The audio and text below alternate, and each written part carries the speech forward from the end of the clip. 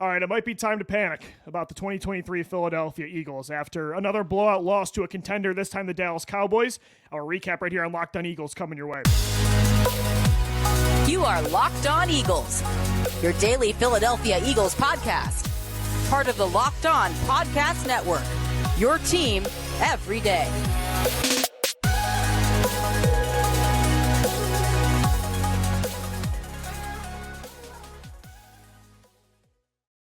Today's episode of the Locked On Eagles podcast is brought to you by PrizePicks, the easiest and most exciting way to play daily fantasy sports. Go to prizepicks.com/LockedOnNFL and use the code in all lowercase LockedOnNFL for a first deposit match up to $100. We thank you so much for making Locked On Eagles your first listen each and every day right here on the Locked On Podcast Network. I'm Louis DiBiase, joined as always by Gino Camilleri. And if I had to put that game in two words, Gino, after Sunday night's 33-13 loss to Dallas, I would just say, oh no. Like, that was very alarming. Like, we didn't want to panic. Me and you were very objective after that San Francisco 49ers loss. We said, like, this is a red flag. They just got beaten badly and exposed for their real weaknesses by the other team that's probably the best in the NFC that's going to push you to get to the Super Bowl.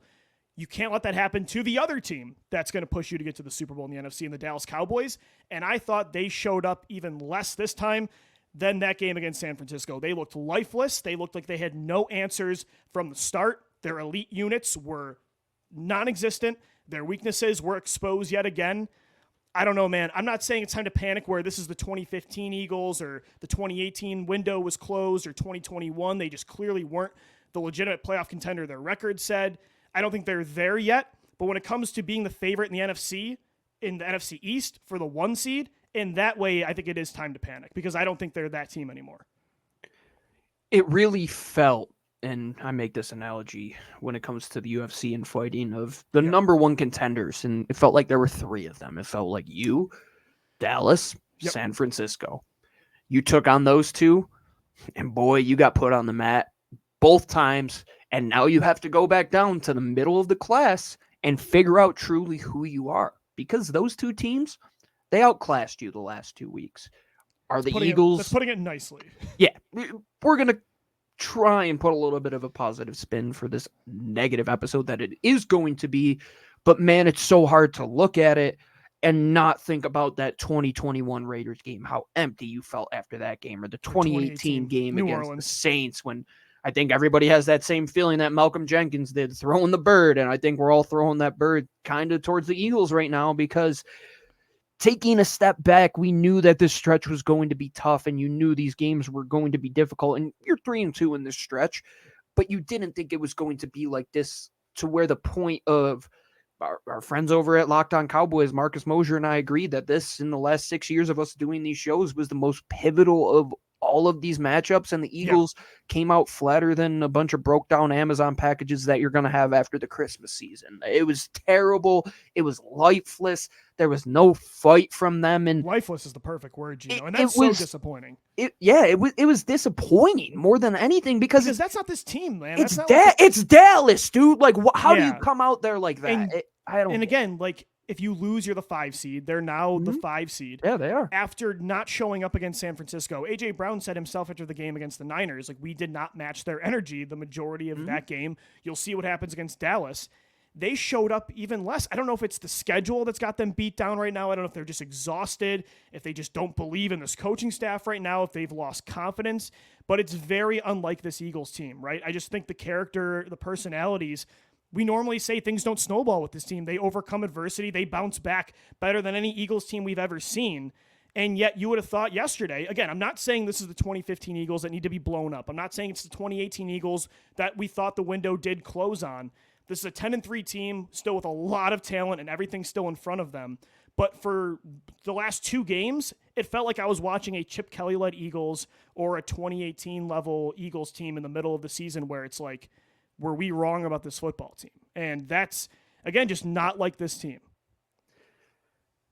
Sometimes you need to be punched in the face and have a reality check. And I feel that way for you and I right now, man, because they were struggling with the wins even before. Oh, no, I'm saying for you and I, like, we were like, maybe I needed that. Yeah. Yeah, maybe we needed that. But when do they need that? Like, if yesterday was not it, at what point do you say we might have to change some things to a deeper level? Do you know how many first half deficits do you need? The last 4 games, they're down at halftime, 24-6, 14-6, 17-7, 17-7.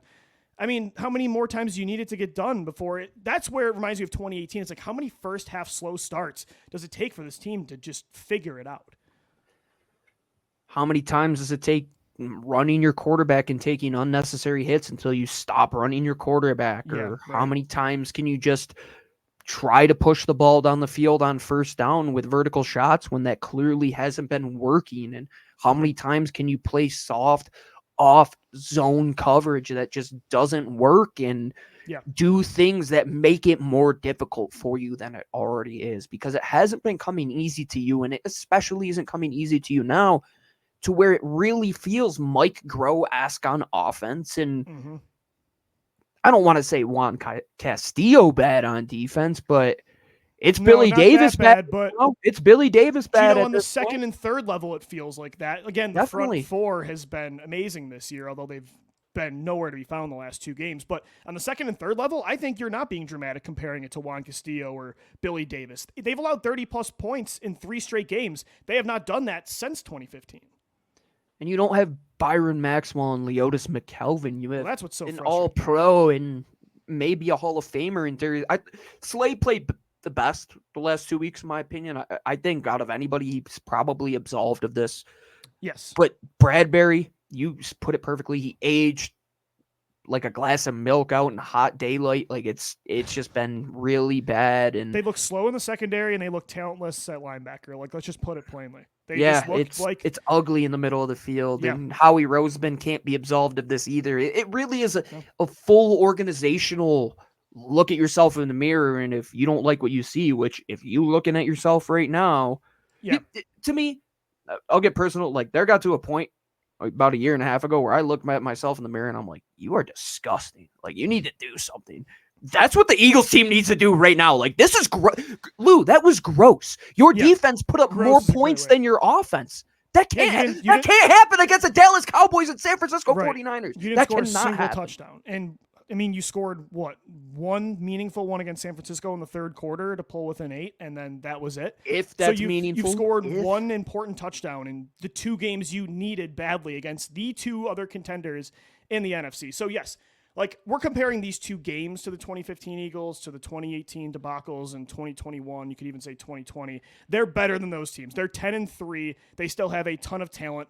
They play Seattle next week. They might not have Geno Smith. You play the Giants twice. You play Arizona. Like, they can still turn this thing around. We're not saying to blow this thing up, but it was alarming because the 2022 Eagles never got handled that badly. And for them to do it 2 games straight, like, yes, you have weaknesses that 2022 Eagles team did not. And Dallas and San Francisco have exposed that to the world, and it's why you're probably the 3rd favorite now compared to those other 2 teams, because your weaknesses are a lot weaker than theirs. But, Gino, they still have way too much talent at so many important spots for them to look that bad. Like, they should be, even if you're losing to those 2 teams, you should not be getting handled. Like you said, it was gross. Yeah, it was gross. It's that point when you hit your New Year's resolution, you're like, you really got to get it into high gear, man. Like, you got to. I think somebody asked AJ Brown a question of, do you have to change your preparation going into these games? And it's like, yeah, absolutely. 100%. That's what you have to do. You got to change your diet. You got to change the way that you approach it mentally. You got to change the way you approach it physically. That's quite literally what it is. That's what I said when I said, I looked at myself. I'm like, dude, you got to lose some weight here. This Eagles team needs to shed the bad weight, Lou. Like, they have a lot of baggage in a bad way. Yeah. And they are starting to get a reputation that is not good. DeMarcus Lawrence had a quote after that game that was very concerning. It's like, when a team gets punched in the face and you hit them again and again and again, and then they quit and you hit them again and again and again, like, that's how you went. That's what this sucks. Eagles team, they just quit. Folded. They folded like a cheap Walmart lawn chair, man. And I've never seen this team quit. That's what sucks. Is even last week, like, me and you were not happy with the message Nick Sirianni sent. He made it way too personal with San Francisco. It was way too rivalry oriented. But at least they had some passion and some fight in that game. This was the first time I've seen this core in the Nick Sirianni, Jalen Hurts era roll over and die from almost the start. Yeah, 2021 Raiders. That's why I think that's the perfect analogy. It just felt like halfway, not even right before halftime. Like that's when you were a dead dog walking. Was once they scored that touchdown, it was over. There was no message you could say at halftime. You came out flat. There was nothing that you were going to say in that 10-minute period that was going to change the mentality, the preparation, everything that has went into the last 2 weeks. No, they looked dead. They looked dead. And I don't know what the reason was, but the minute it was halfway through the first quarter, I was watching that game and I'm like, they're not here today. Like the Eagles are out there, but they're not here. First drive and have multiple false starts on plays that should be scripted. Gino, you can tell instantly. Scripted plays, you're giving false starts. It's like exactly where you should be. You should be prepared. Jalen Hurts shouldn't fumble the football. A.J. Brown shouldn't fumble the football. DeVonta Smith shouldn't fumble the football. You shouldn't score 0 touchdowns on offense. You shouldn't allow 10 drives of consecutive touchdowns and or field goals in the last 2 weeks. Fundamental football is flawed for this Philadelphia Eagles team right now. It is bad. It is gross. It is everything in between. Whatever adjective you want to put on it, it is ugly. This team needs to figure it out because as sick as it is, Lou, this team controls their own destiny still. I know. And they turned it around in 2021. We've seen this core do it before, even with other coaching staffs in 2018 and in 2019 and 2017 as well. They can do it again. They're still only 10-3, but they've got a lot of issues right now to fix. And I think one main one is coaching. And Gino, we got to get into that coming up next as we continue to recap a brutal loss, 33-13, the final. The Dallas Cowboys take it over the Philadelphia Eagles. We'll be right back. This is the Locked On Eagles podcast. Before we do that, we have a message from our friends over at DoorDash. Lou, we did this show early. I had to get some breakfast. So, DoorDash, I keep it in my nice little bag right here. Every time they drop my breakfast or lunch off to me, I keep it in my nice little warming bag, and you can get whatever you want to try and get rid of the Eagles blues. I would go and get a De Rossi steak right now, or a Santucci's pizza, or a hoagie from Wawa, just to eat my sorrows away. That's what I was doing yesterday, and I did it all because I had DoorDash. I didn't really have to do anything except use my fingers to download the app, put in the promo code LOCKED23, LOCKED23, to get 50% off up to a $10 value when you, the first time everydayer, get an order of $15 or more. That's easy to spend $15 on food, especially like me. If you are Italian, if you love hosting parties, you want to get something quick, you want to get a pizza just for a Sunday football game, or just something quick on the go, make sure you put in your order at DoorDash. Make sure you use that code LOCKED23. That's LOCKED23. And once again, I'm going to eat all of this food as soon as we are off these airwaves because I got the Eagles blues on Monday, and DoorDash is the only way to solve that. We thank you so much for making Locked On Eagles your first listen each and every day. Guys, exciting news. Locked On has launched the first ever national sports 24/7 streaming channel on YouTube. Locked On Sports Today, here for you 24/7, covering the top sports stories of the day with the local experts of Locked On, plus our national shows covering every league. Go to Locked On Sports Today on YouTube and subscribe to the first ever national sports 24/7 streaming channel. Right here on Locked On Eagles, we continue to recap a brutal loss, 33-13, the final. The Dallas Cowboys have taken first place in the NFC East. The Niners have taken the 1 seed in the NFC. The Eagles have been stripped of their powers right now. It feels like I'm wearing a Spider-Man homecoming sweater. If I had to compare it to that movie, it's like when Iron Man took away his suit. Like, we're back at square one. We've got to be Peter Parker right now and figure out who we are as an Eagles team. Very nerdy reference, but I think it checks out there. You know, it just... Again, they have elite players at elite spots right now. They're still 10-3, as you mentioned. They control their own destiny still. Like, they have 4 very favorable games. If you told me they ran the table and were 14-3, I wouldn't really be all that shocked. So I'm not panicking in that way, whereas like the season is over. That's not it. I'm panicking in the sense that in the playoffs, you're going to have to get through these 2 teams that you just played. And before, they kept having to prove us otherwise. Like, they kept proving us right over and over that they'd find a way to beat good teams. Now, it's the first time in years I've been like, they have to now prove me wrong. I'm now doubting. I'm going to head into those games doubting they can win. And now they have to prove me wrong like, you know, you mentioned before the show, the 2017 Eagles did, because after Wentz got hurt, everything felt so difficult, especially on offense. 100%. They now have to go out there and prove that they can They're contend the underdog once again. now, legitimately. they're back where hopefully they feel comfortable. I mean, you would have, let's try and Yeah, I spin it guess. some way or another. I mean, we're grasping at straws, Lou, because they clearly don't know what to do with the display that they put out there The yesterday. It's coaches, clear. especially, Gino. Can we talk about who doesn't know what to do right now? It's coaching. The fact that me and you of all people have been anti-Mike Clay for years. The fact that Mike Clay was like our only lifeline at some point yesterday, he was our favorite coordinator, shows how bad that game was.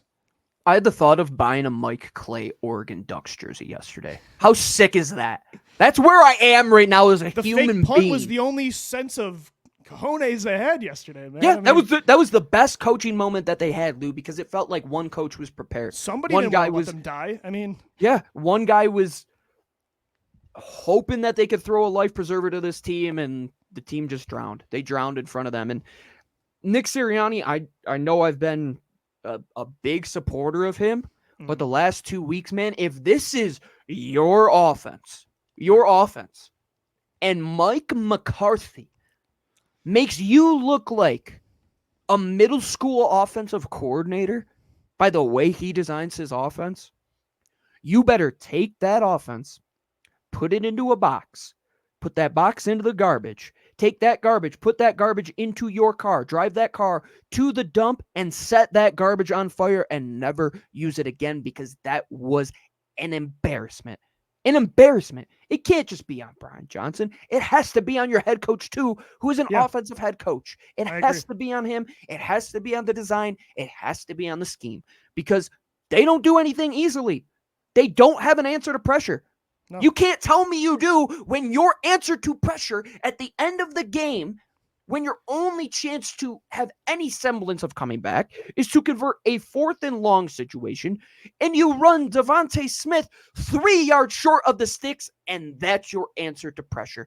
They are outcoached, they are outclassed, they are outschemed everywhere except special teams. It feels like we are in a multiverse. I know that is overused, but we are quite literally on a timeline I never thought was going to happen. I feel like I'm watching Mike Groh and Press Taylor coach again, Gino. And that's the thing, is it's very reminiscent of like last year. You look at the defensive numbers, they were top 5 in almost every category. Why, though, is because of the talent. I don't think it was because of Jonathan Gannon. I think the personnel was carrying Jonathan Gannon. This year, if you look at the offense as a whole, you'll be like, they're scoring points. They've put up 30 plus a ton this year.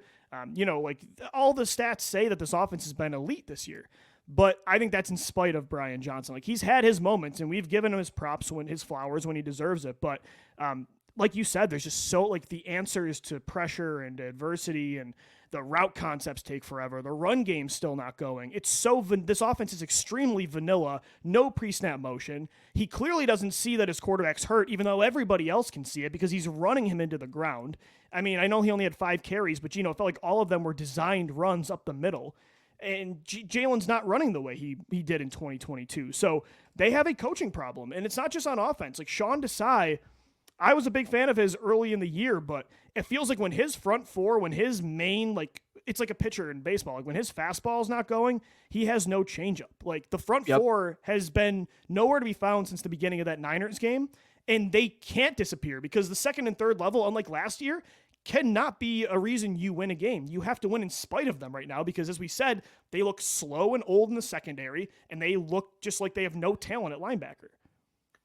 Everything that they're bad at on offense, they're good at giving other offenses on defense, if that makes sense, the Eagles aren't good at attacking the middle of the field. They're not good at getting quick hitters, just simple man-beating routes. Like A.J. Brown not one time ran across the field to just give like a free release on a deep over or something like that. But Dallas and San Francisco dominated the middle of the field, beat the heck out of you in the trenches. You're spot on with, it's like a fastball pitcher. Like if that fastball is not working, the other team is hitting home runs. And that's really what it's been. If the Eagles front isn't there, secondary isn't working, the linebackers are just not talented enough at this point. We know that. Your scheme is just flawed right now. Teams have found a way to beat it. It comes down to everybody. I mean, Howie Roseman not doing a good enough job to replace the guys that you lost in the middle of that defense. It's really a 30,000-foot overview of mistakes that have led up through this 2023 season coming to fruition over the last couple weeks. And in the worst way, you're sinking in the middle of the ocean right now. Hopefully There's some boat that comes by and gets this team to at least figure it out and have some sort of chance at or at surviving least this have season. your elite units get back to playing to that level, because I don't think there's any Can't fixing fumble the line- football with right, exactly. AJ There's no Brown fixing and DeVonta and Jalen. No. right. There's no fixing the secondary. The secondary is what it is this year. They didn't draft a Christian Gonzalez or Devin Witherspoon in the first round. Those kids aren't coming right now. It's safety, like they are what they are. They're fine. Yep. Linebacker, they don't have any talent. They're not good enough. So they need, and this is why they're third over the Cowboys and the 49ers when it comes to the NFC, because they have bigger weaknesses. Like, yes, their elite units could beat the Niners and Cowboys, but unlike those two teams, the Eagles need those units to show up every single game or they're in deep trouble. Mm-hmm. And the pass rush is not finishing sacks. They're still garnishing pressure, but they're not getting the quarterback to the ground. What was the quote that you said? It was like, almost is for losers, or what was it? Oh, it was from the Bleacher Report stream we did a couple weeks ago. Yeah. That said close enough. Close enough is for losers. Right? Yeah, close enough is for losers. Like, not close. That's what it's been up front. And the offensive line does not look the same. Lane Johnson's getting beat by Micah Parsons all day yesterday. And let's talk about the quarterback. Like, Jalen Hurts, he's hurt right now. He is clearly limited, and he is turning the football over at an uncharacteristic rate. When this was a guy that normally, that's one thing you could count on, was he was not going to make stupid decisions. He was not going to put the ball on the ground. And this year, he's put the ball on the ground more than he should. Like, we've defended some of his interceptions, but the 5 fumbles are not okay. Some of the interceptions are on him, and he looked a little rattled yesterday for the first time in his career. And that was the most concerning. That might have been, like, you can tell a story in one picture. And I think the Super Bowl is told through the image of Dallas Goedert just walking through the confetti with his helmet in his hand. Just, that's what it was.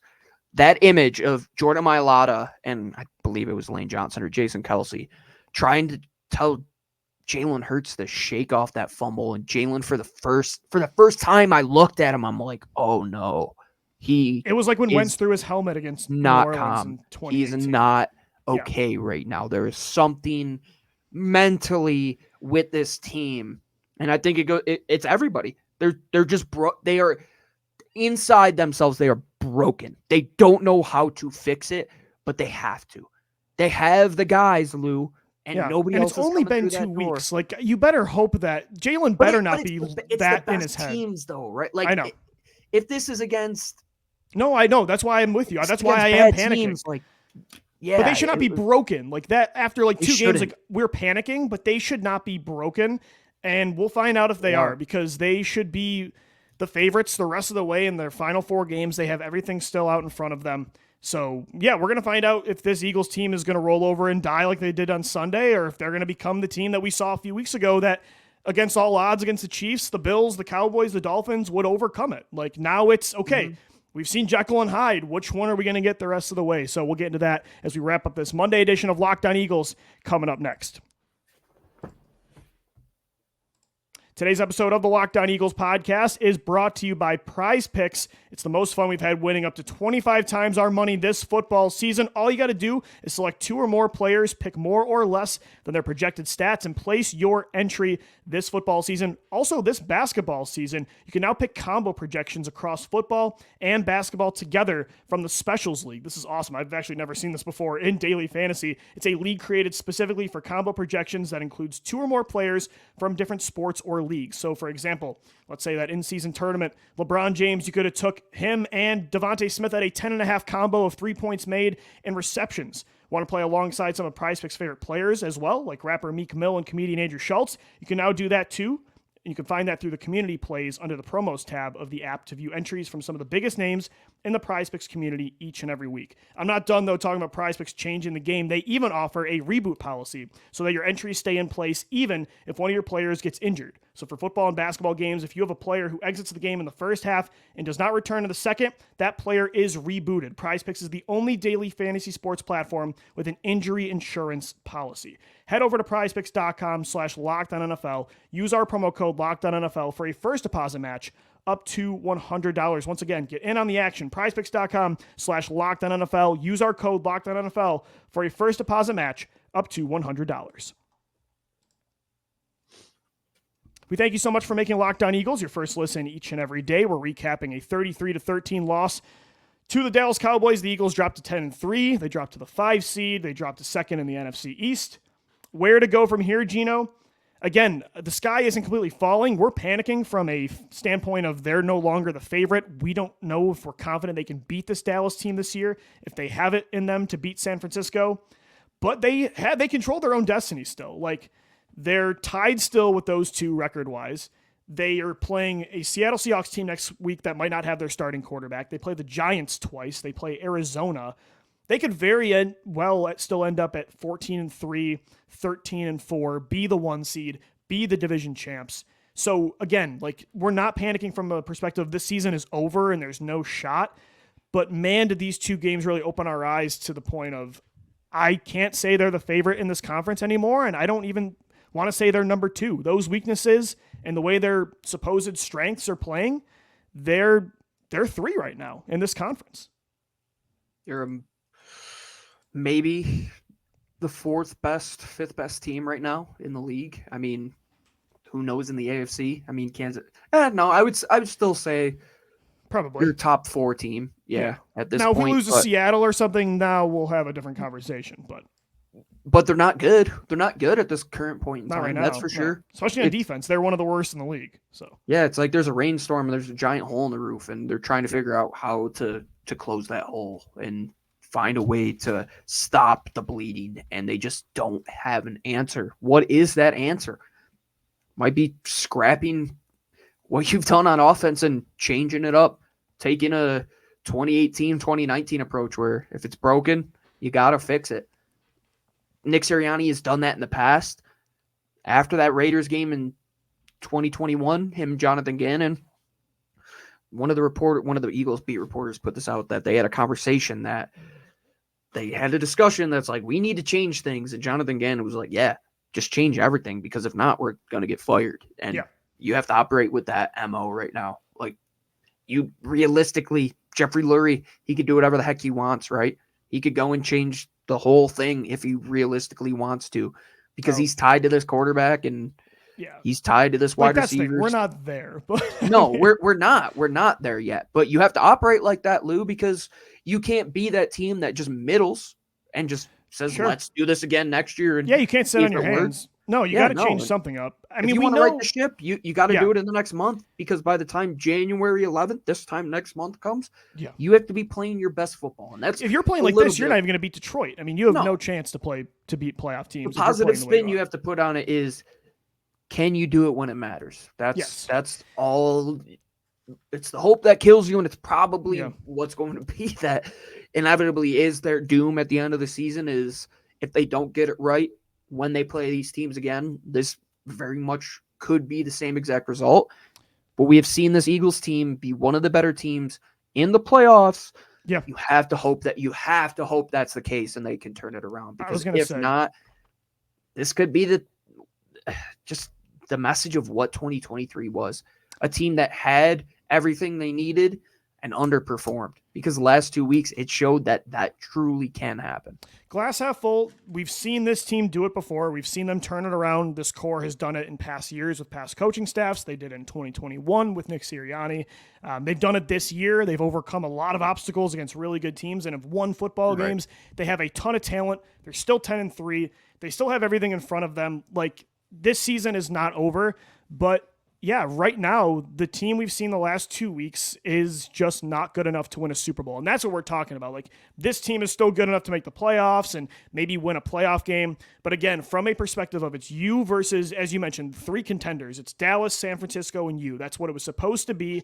You got destroyed by both. You are now the third little brother in this race. Yeah. And so that is something we did not think. We thought you're probably, even if it's 1A, 1B, you're 1A. Like, you're big brother right now. Not anymore. So maybe this team, they'll wake up and play better with that underdog label. Maybe that'll help like it did in 2017. I'm not sure, but they got to turn it around, and they've got to do it fast, because you are now staring up in the standings at the 5 seed. And so if that's not going to, if all these close wins where you were struggling at times and these 2 huge losses, if this Dallas game's not going to wake you up with all of these punches to the face, they're never going to wake up. So we'll see what Eagles team we get on Sunday against Seattle. We've got a whole nother week of shows coming your way, 4 more this week to get into that game, as well as one last look back tomorrow's show for Stock Up, Stock Down after this 33-13 loss to the Dallas Cowboys. But for now, that's going to do it for Locked On Eagles. Gino Camilleri, Lou DiBiase signing off. Thanks so much for making Locked On Eagles your first listen each and every day.